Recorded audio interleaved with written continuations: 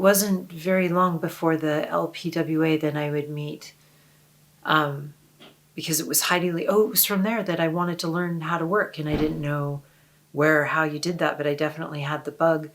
And it seems like it was such a short time ago, but internet really didn't exist. So I found Heidi Lee Morgan. She was training people.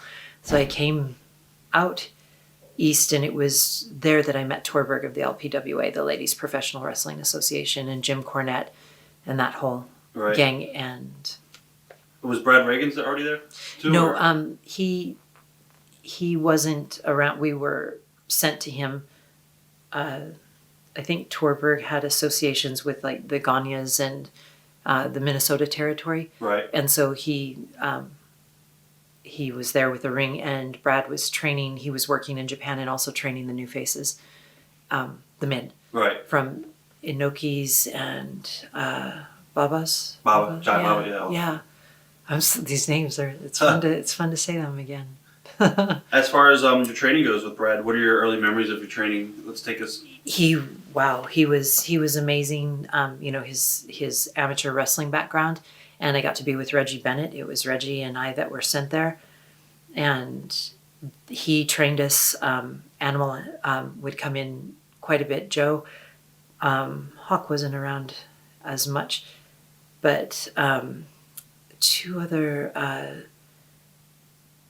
Wayne, were they the body? Wayne Bloom? Yeah, Wayne Bloom. Okay. Yeah, and he had Mike Enos? Yeah, and Mike Enos, they were there a lot. And so Reggie and I got to do a lot of the stuff in the ring with them. And Brad, he had a big tree stump that we had to do squats with, his drills. I kept turning my left ankle, and he still worked through it. So we definitely, I was in heaven. That training was brutal, but it was the best. It was just the best. What was the hardest thing for you to pick up in training? I've struggled with stage fright. That was the worst. The bumps and everything, I like doing those, but the actual physical reaction of stage fright kept me locked up. That was, I can look at some of the last stuff that I did, and I can still see that. It's just a real strong nervous system response. So the training and moving and everything was very enjoyable, but I got a lot of stage fright. Did you ever want to quit at all, or in the beginning? No. Brad made it, Brad really appealed. I liked the hard training. I really, really liked it. I didn't know how it would ever go through or what would ever happen with it. The worst part of it would always be the stage fright. That would be something that would be a common denominator throughout the whole thing. That was really hard for me. How did you battle it? It would just, my body would just get slower and lock up. It was a strong nervous system lockdown. And so as much as you would want to, and it would be people like Scotty or Raven and Piper and Lynn, they just made it so much fun to be in the ring that I would say was the biggest thing, was being in there with the veterans, and they would help you out. I guess, who was your mentor? Who would you consider your mentor? In those days, definitely Brad. Because he was so solid. It came from a point of view of a trainer, the body. I had already had like a mentor in the realm of a gentleman that I met in 1986 that would teach me the craft that I work now, Rolf Structural Integration. And so I could understand things from the point of view of the body, anatomy, movement, dynamic. And so Brad was, we could talk that. And then the training was hard, and I liked that. I wanted that in my body. How many days a week did you guys train? Oh, we would get to go for like 2 and 3 weeks at a time, and it would be every day for like 4 or 5 hours. Wow. Yeah. And really, really good stuff. And it was thorough.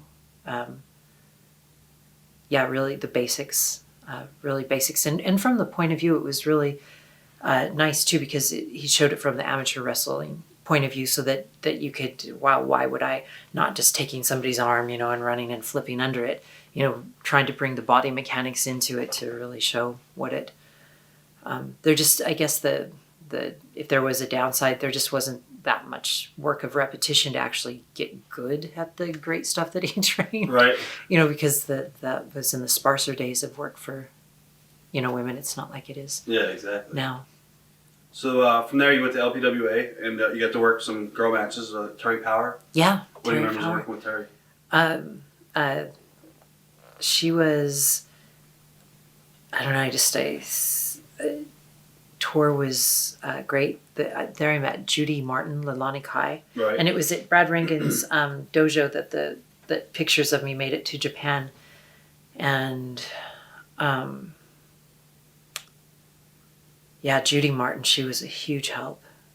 She came and stayed with me in Portland too, and we got to work the Portland territory again after the first days of Scotty and Ginger, and then Rowdy, Lynn Detton, all of that, and then Brad Rheingans and the LPWA would get like some money behind it, and then it would get going. We actually did a pay-per-view that I had gone to Japan, and then LPWA pulled off a pay-per-view, and I got to bring the Japanese girls over. Wow. Yeah, so that was really fun. Kondori Shinobu and all of those guys came over, so that was a lot of fun. And I got the belt on that pay-per-view. What do you remember your first match ever?